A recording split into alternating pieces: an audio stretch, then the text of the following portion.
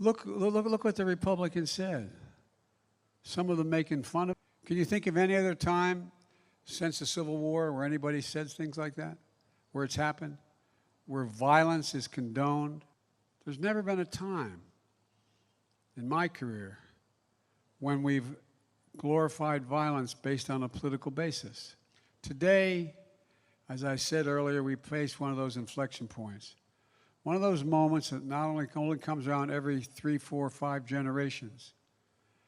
We all know it in our bones that our democracy is at risk. Both of them to this day, have refused to say that Joe Biden won the last election. Now listen, I understand that democracy might not seem like a top priority right now, especially when you're worrying about paying the bills. But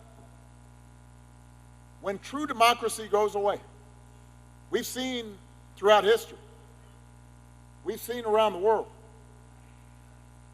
when true democracy goes away, people get hurt. It has real consequences. This is not an abstraction. A fair economy that gives working people a fair shot, that's on the ballot.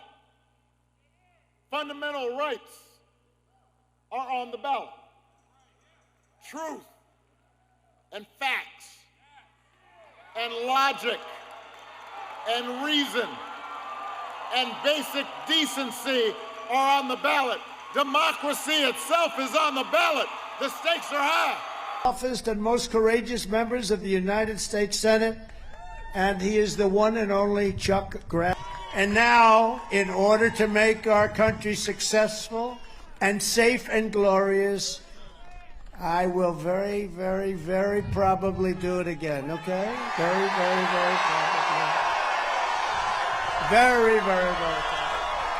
We're just 5 days away from the most important midterm election in American history, and we need a landslide so big that the radical left cannot rig it or steal it. Far better than voting by mail-in ballot is voting in and on Election Day.